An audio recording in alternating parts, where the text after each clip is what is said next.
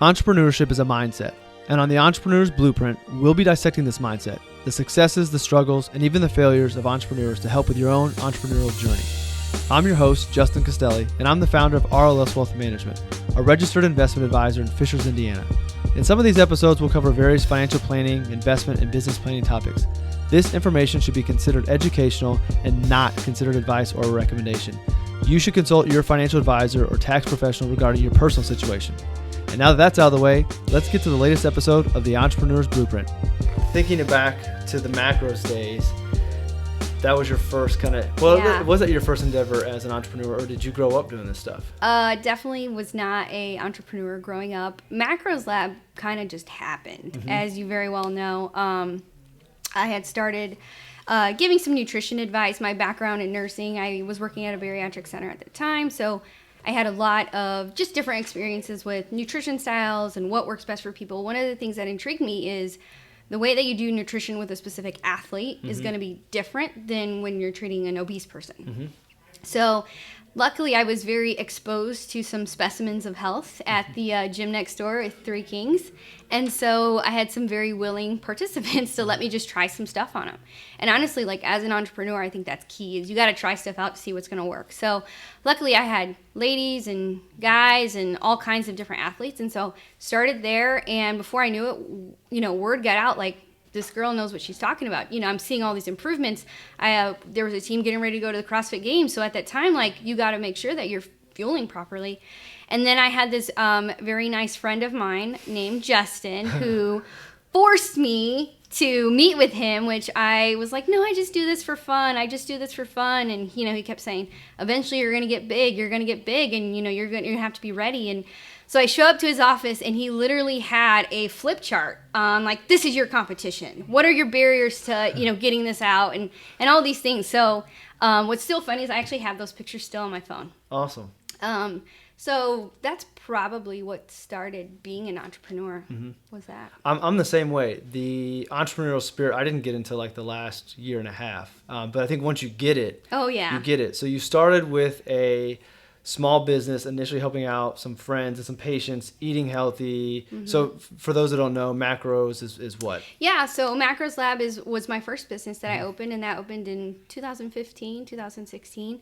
And it started very small, literally I would host classes right out of my dining room. And then eventually it grew, and it's been around since past 3-4 years. And so what it is a nutrition coaching service that tailors whatever nutrition style to whatever your needs are. And so being a healthcare professional and working with nutrition clients, I'm actually able to better help the patients, whether they have, celiac disease or diabetes or things like that. So we're able to actually tailor specifically nutrition styles for whatever you got to meet the patient where they're at, so whatever their goals are. So at its highest point, how many coaches did you have at Macros, and how many clients did Macros Lab have? So we have had probably kind of over the course of the couple of years, 8 or 9 coaches, and they all have kind of some different backgrounds. So a lot of them have some sort of certification through either Precision Nutrition or Eat to Perform, or let's see here. A couple of them have gone through just some online integrative nutrition institute. And so what's nice is a lot of their background is in health and kinesiology or exercise science. So the whole fitness part of it is not new to them. It's really kind of hammering down the foundations and what is realistic and safe for the clients. And what about clients? How many clients have you helped? Oh gosh, I don't even know. We've because it's virtual, so we've had clients from Puerto Rico, from Peru, from New York, California. Honestly, maybe close to 900. That's awesome. I remember when it started to spread to other CrossFit gyms. Yeah. And you were starting to get people at competitors of our gym where you were helping them out with their fitness, and that was pretty cool to see. Yeah. It's crazy just to kind of think, and kind of with the ebbs and flows of CrossFit, definitely the clientele we get now is a lot different than what it was when we started. So it's been really kind of cool to see the evolution of Macros Lab, and what's been even, I would say, one of my successes as to why I've done great in this practice is because of my background in Macros Lab. You learned the foundation of running a business. Yeah, definitely and a then scaled it foundation. up. You know, it was smaller scale, so I was able to kind of see what works, see what billing services are going to work best, figuring out like how to file taxes. You know, because as a clinician, you're not taught any of that stuff. Right. You know. Well, and I think, and tell me if I'm wrong, I think that the transition from macros to what you're doing now, I think credibility was built as the macros coach and firm owner to lead Sure. you to everybody seeing you in the light of the medical professional that you are. So I think that like if you would have gone from macro to a different business, you would have been successful because that's in you, but I think it would have been a little bit harder of a transition. Sure. But this Oh, was for just sure. natural because you could Yeah. bring in the in-body testing and all the stuff that you do, and then it spirals. And so let's talk about what your main business is today, because that's the Sure. one that's really thriving. Yeah. So let's see here. What's it called? So it's called Indirect Health. We're located in Noblesville, Indiana, right next door to Three Kings. I guess kind of one of the concepts that came behind it is I, have worked pretty close with Bryn Joffrey, just as a member of his gym, working with his games athletes and his regional, just kind of talking to him. He actually has a master's in nutrition. So when we talk, we're very much on the same wavelength, which is awesome. You can't. It's lonely sometimes when you own a business just Totally. to kind of bounce ideas off people. So I do direct primary care, so it's kind of a newer concept. There are practices here in Indiana. There are not many of them. So what that means is we take insurance out of the equation, and what it leaves is you and me just to kind of figure out how are we going to help you, with whatever your issues are. So what we do is we charge just like a membership fee or like an HOA fee. And so for an individual, it's $125 for the year. For the family, it's $200. And basically, it's direct access. So what that means is you text me, you call me, as you very well know the benefits when you have little kids. Like crap comes up, kids get an ear infection overnight, and do you really want to take them to an ER or to a med check? Like it's tough. So I would say families in general really like that option to be able to text me or, hey, do you think I need to bring them in kind of thing? And, even when you're traveling, like that's huge for people. So we do direct primary care. We focus a lot though on health promotion, health wellness, functional medicine, which is a big hot word right now in the Right. healthcare community. So basically, instead of just running to medicines to treat something, you actually do some testing, figuring out what are the causes, why are they having those things, and then really kind of fixing the underlying issue versus just masking it with medicine. The other thing that we do a lot of is hormone health, women's health. So the aesthetics industry is something I kind of fell into. It wasn't something that I had, was set out like, oh, I'm going to be a nurse injector one day. That really wasn't even on my radar. It was really, how can I help people get healthy? So with weight loss, sometimes some of the underlying causes are thyroid condition, hormone imbalance, those kinds of things. So I got more into the hormones, and because that patient population is females, they would say, Lexi, when are you going to start learning how to do Botox? So this way I don't have to go anywhere. I can just come here. And so that's kind of what we've evolved into too. So I would say my practice is very much kind of turned into whatever the patients are wanting. That's what we're going to do, because that's what's best for them. So not only fixing what's going on the inside, but matching the outside to just make women feel better about themselves. Men too. We get men too. Well, and that's what an entrepreneur does. They listen to their clients and customers, and if there's a need that is being missed and you have the skill and the ability to learn how to do it, an entrepreneur goes out and figures out, how do I bring that to my clients and Sure. make a better experience? So that's not a surprise that that's what you did. I do want to full disclosure that my family, we are patients of Undirect, and my oldest and my youngest were actually in here yesterday seeing Lexi, getting diagnosis, and on their way to care. But so the reason I think that what you're doing is so exciting and why I wanted to highlight it, aside from you being a friend, I always want to promote my friends. Sure. But I think that this type of medicine is going to become more and more popular, especially I hope it for does. younger families. And I'm speaking personally to the direct medical, not so much to the other stuff, because I'm not getting Botox, nor Sure. will I ever. Sure. Say it now. But my family, being a dual business owner household, we do not have traditional insurance. We used to be on the exchange, extremely expensive, dropped that for a share plan. So it's more expensive to go to a primary It is. physician. Vaccines are outrageous. Right. It's crazy. So for the little things like, do we have pneumonia, why are our eyes gooping, Right. we can come to you, and it's much more affordable. I know we're getting good care. I'll be honest, it was a little weird at first to see your friend in their element as a professional. Sure. Because I know Sure. Lexi from years ago, not so much from pretty much Dr. Lexi, even though you're not a doctor, but to that level. Yeah. So it's a little weird, which I've got to imagine in my business, it's weird for people to look at me as Sure. a professional when it comes to money. But then once we sit down with you, we hear your expertise. Okay, Lexi knows what she's doing. She's guiding us in the right direction. It's a much more better fit for our family. Absolutely. And I think that in the environment that we're in for entrepreneurs, it's easier to start businesses. More people are starting businesses with technology. We're going to have a lot more people who don't know where to go get good insurance. Sure. So I think the direct to consumer medical industry is going to be growing. And you're in this very early, especially in conservative old Indiana that's late to everything. Absolutely. It's been crazy. And honestly, I would say the larger percent of our patients have insurance. But the care is so different here. They're like, I don't care. They say, they come in, they're like, take my money, I just need to feel better. Right. You know, and obviously we work within reason, but most of our patients have insurance. And what's even crazier is blood work. So we have a discounted rate, you know, for our patients that we've contracted with the lab. And it's actually cheaper to do that than it is to run it through insurance. So a lot of our patients, even though they have insurance, we'll use it for prescriptions and x-rays and mammograms and things like that. But for labs and care, they don't even use it. The medical and the insurance, that's like a whole nother we learned podcast that, in itself. Yeah, we learned that when we had Silas, you know, being the type of the coverage that we have, we are cash paying patients, we negotiate, and right out the gate at Angie's OB, we got a 40% discount for paying cash. Yeah. It just shows you the waste that's there. But to your point, that's another podcast. So let's go back to your entrepreneurial journey. So you were a nurse working at a hospital doing the macros lab. At what point did you get the comfort level, and maybe what was the thought process and also process leading up to quitting that safety net of a job at the hospital to launch this? So working in bariatrics, I figured out that I could actually help patients without surgery. So that was very enlightening. You know, we don't have to remove pieces of their gut. We don't have to put a band around their stomach. Like, we can, if we make some consistent lifestyle changes and they see it, they're going to stick with it.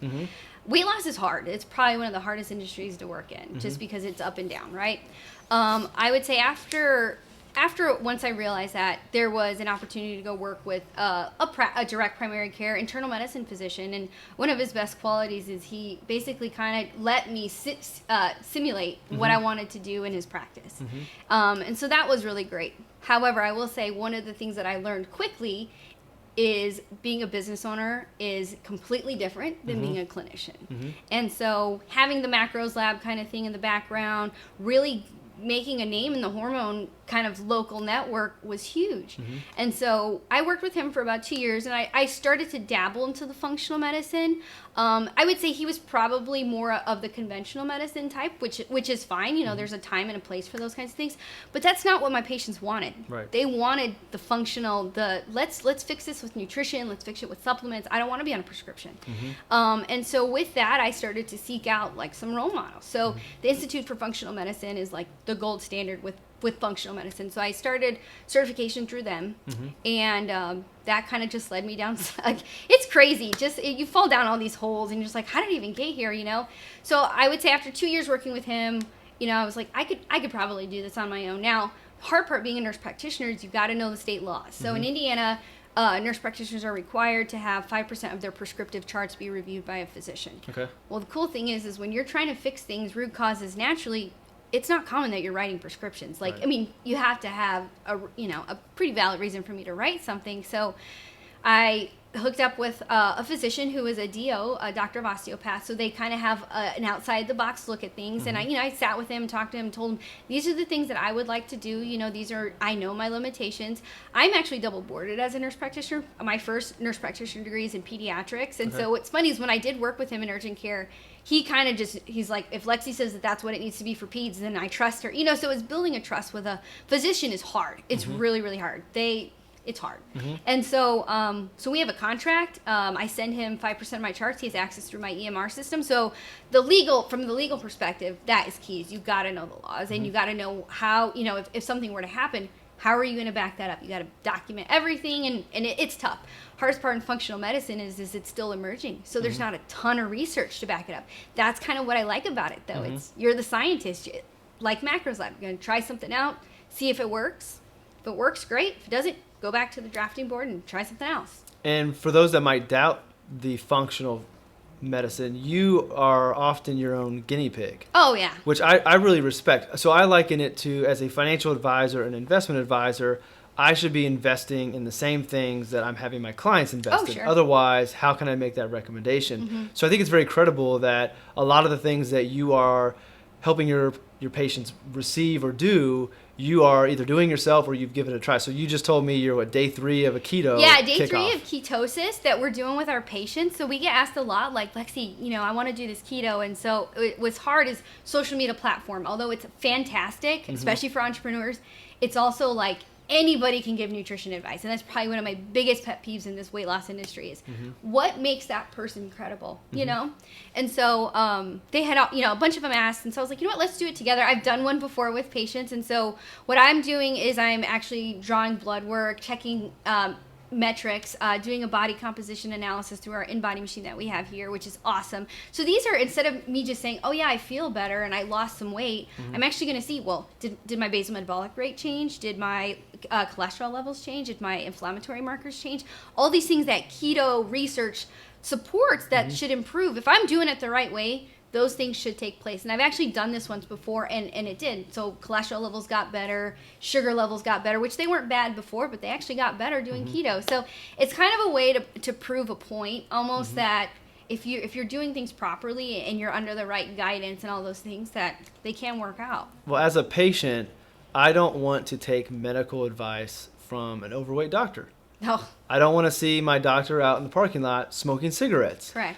So I think that it brings a lot of credibility, which I don't think that you did that with intent, but that's the way I think it's perceived by your patients and people from the outside, is that you are living, breathing everything that you're telling your patients to do. Oh, for sure. Real quick, I'm sure you've piqued people's interest as far as the way you're operating. We've talked about functional medicine, but I bet a lot of people don't know what that is. Real quick, give a summary of what functional medicine is, different from conventional. Sure. So conventional medicine, so functional medicine, basically your goal is to figure out, there's different reasons why people have illness, right?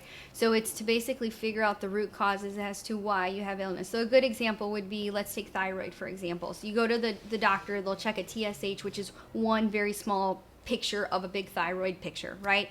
And then the ranges are quite large in conventional medicine. They literally took the sickest person on the block, the healthiest person on the block, and then they're like, oh, there's our bell curve, right? Well, nobody wants to be the sickest person on the block. So what functional medicine does is we take kind of what conventional medicine is and says, okay, well, that's normal, but what feels the best, So that's one way to look at it. So with thyroid, for example, the physician may prescribe Synthroid, which is the most common, thyroid medication there is. Well, instead of just prescribing Synthroid, and I do this all the time, I'm like, well, what are the things that we can do to actually improve your thyroid naturally? Selenium, zinc, iodine, magnesium, vitamin D, vitamin B12, reducing gluten, reducing stress. All these, do you see how I did everything? It's lifestyle, it's vitamins, it's what you're doing. That's what functional medicine is. So you're, conventional medicine won't like this, but functional medicine, the way I would interpret it is, you're actually trying to solve the problem, not just treat it. Yeah, solve or reverse it, and we do it all the time. Okay, so I wanted to make sure people understood what functional medicine was. So that was a great explanation. All right, well, as far as your vision for the future, what do you want to see Udirect grow to? Yeah, so this is a tough question because and I can say that my patients like that. Like, I don't say it's a mom and pop feel, but it's kind of like the bar where everybody knows your name. You come in, we're on a first name basis. Like, I know the mom, I know the dad, I know their kids, I know what sports they play. I like the small little doctor's office feel. However, last week we got 15 new patients. The week before we had 13 new patients. So there's only one of me, unfortunately. Right. So I think eventually I will probably have to add on another provider. It'll probably be a nurse practitioner, very much with my same ideals, into natural medicine, into health and fitness, because we need to be kind of on the same page. Where I may consider is there is a male nurse practitioner. And so I do a lot of women's health, and a lot of times women will say, oh, you treat men too? And I'll say, oh my God, absolutely, But there is a barrier because I am a female and I'm a younger female, and so men are the most comfortable talking to me about it. So one thing I am thinking of is sticking to that same functional medicine, treat the whole person, get to the root cause, but maybe adding in the male perspective so this way we can appeal to a larger demographic. I think that's awesome. From one entrepreneur to another, I would also tell you, if you decided that you wanted to keep that small fill, so in financial planning, we call it a lifestyle practice, meaning you don't want the business to become so big that it consumes you, that you want to have that balance. So I know you've got 3 little ones. Sure. You've got a husband. I would just tell you, if we were having this conversation privately, it's okay if you ultimately decide, hey, we've grown this to where I can manage it myself. Maybe you bring on the mail.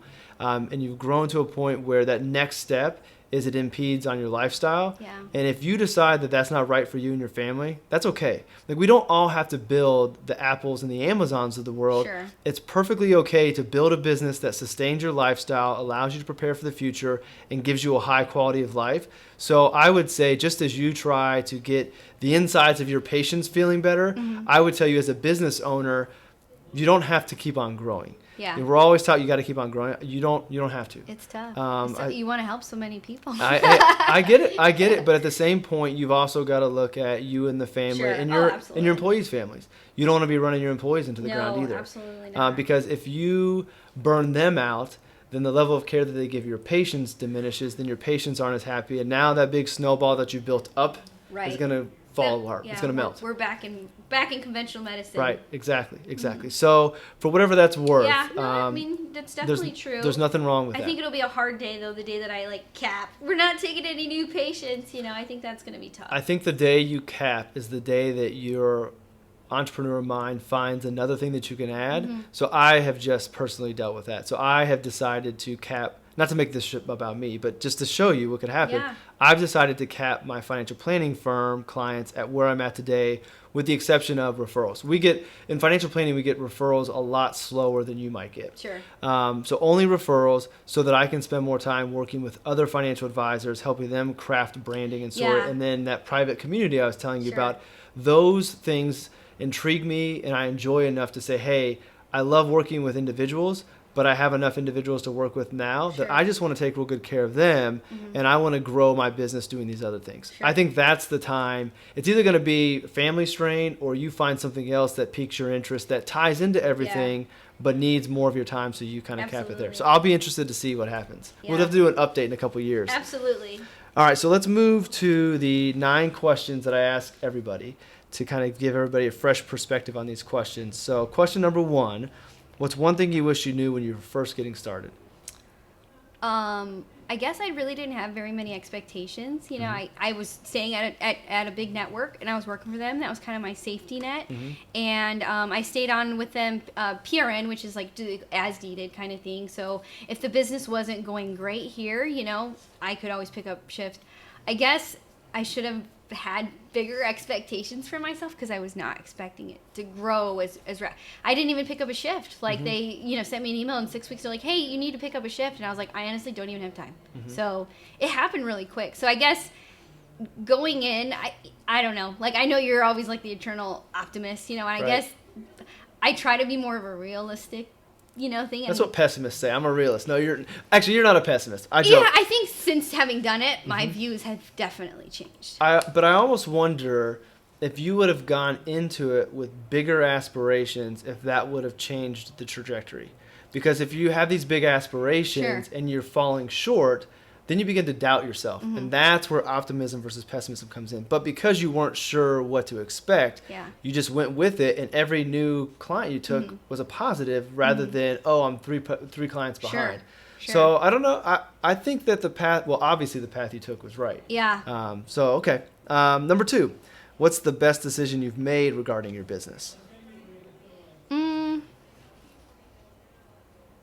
So doing the functional medicine, it's like a $15,000 investment, and my husband, the finance guy, as you work with us, how we are. We couldn't be any more different when it comes to those things, and I love what I do, just like you do. So it's hard when you're an entrepreneur and small business, being married to someone who doesn't have that same thought, So I would say probably doing the functional medicine, again, there's lots of different schools you could go to, but doing that one in particular, I think, has been super helpful. Super, super helpful. I joke and say entrepreneurship is a sickness. It is. And it's like a chronic disease. I think entrepreneurs get that. And it's kind of the shiny object syndrome. You see stuff That's exactly what my husband said. Yeah, you see stuff that intrigues you and you're like, well, that could be a good fit. Let me explore it. Yeah. And a lot of times it'll lead you down an empty path, but as an entrepreneur, you have to see if it makes sense. You have to see if it's going to work. So you're not alone. Yeah. And other entrepreneurs out there, you're not alone. It's tough. What's the hardest part about being an entrepreneur and business owner? You want to please everybody, and you want to be everything for everybody, and mom, wife, friend, daughter, business owner. Like, it's funny, we had a marketing company come in doing an audit on us, look at our website or social media, and they were like, who does your social media? Like, that one's great. And I'm like, that's probably one of my favorite things to do is content development, getting information out there that's applicable to the readers, that people can kind of be like, you know what, that sounds like me. So that is a balancing time between really good content development, taking pictures, doing all those things, and my home life. Okay. What's the best piece of advice you've received that's impacted your journey? I would say like knowing delegation, having really strong staff, really, really strong staff, and staff that you could trust them with anything. Trust them with your credit card. Trust them with, $20,000 worth of Botox in the fridge. Having trust in your staff and knowing their scope of practice, knowing their limitations, being able to kind of let them make it their own. So like one of our nurses, she's a firefighter, she's a paramedic. So I always kind of laugh. She works at the firehouse, so she goes from the frat house to working here, which is like the sorority house, you know? And so me teaching her how to do microneedling, how to inject, how to do all these girly type things, which is getting her out of her comfort zone. But I've seen something in her that's like, oh yeah, I want to do that. So it's driving her to do it. So kind of lighting the little entrepreneurial fire and amongst your people, I think is great. It pushes them to work harder. So before long, she's going to have the best looking firehouse because all the dudes are going to be getting Botox. Absolutely. All right. Question number 5. What's one piece of advice you'd offer aspiring entrepreneurs? And then a follow-up, what would you offer to people who've already gotten their start as entrepreneurs? I think probably speaking more to the healthcare industry is clinicians are not great business people. And I've seen that working for 2 different physicians. We're just not great business people. We're just not taught that. So I think knowing your limitations, going the extra mile and taking some classes, or having someone in your corner who's watching the overhead, because I think that's what ultimately kills small businesses and practices in general is, what is the return on investment on that laser you're going to buy? Or what is the return on investment on that $15,000 education you're going to get? Like, are you going to really get the benefits? So making sure your rent is low and, just those kinds of things. I think that you're right. That is something that most entrepreneurs struggle with, because most entrepreneurs, they're the idea, they're the marketers, they're the people behind it all. But to run the business, that's something I struggled with. Yeah, I'm a numbers guy, but running the business and doing all that was something that is harder, and delegating has been something I love to do. So I do think that your point to the healthcare industry, that's true, but I think that is something that most entrepreneurs is an entrepreneur needs to have a good balance, whether it is a business partner or someone they can outsource to, like a CPA or something, to help with the running of the business, and be that check and balance to the creative side to, okay, does that really make sense? Yeah, absolutely. One of the things I told my husband when he and I decided to kind of let's do this was, I said, I just want to show up and see the patients. I just want to show up and see the patients and do a good job. Like, I don't want to worry about any of the business side of it. And so he does a lot of it. He does. And that's something very important for people to realize, whether you're an entrepreneur or not. Spend your time doing the thing that A, you enjoy the most, but B, is what makes you the most money. You make the most money for your business when you're seeing patients, not when you're checking QuickBooks or all the other things. So delegate all the things that you could pay somebody less than what you can earn when you're doing the thing that you're best at. For sure. It takes people a long time to realize that, and you hit that early on. Technology. What's one piece of technology you couldn't live your business life without? Oh, that's so tough. So definitely in the aesthetics industry, one of the big things that helps us get our referrals are before and after. So I would say probably my iPhone. Okay. There's some different apps on there that as a small business owner, it looks like it was professionally done. That's I'm saying, that marketing company's like, who does that? And my husband kind of laughed because he's like, it's my wife. And the reason why he laughed is because he's like, she's always on her damn phone, And so I definitely would say my iPhone, because I can chart on there. I can get patient information, like if I'm on the go. Everything is on my phone. That's the second guest who said iPhone. Shout out to Apple. Yeah.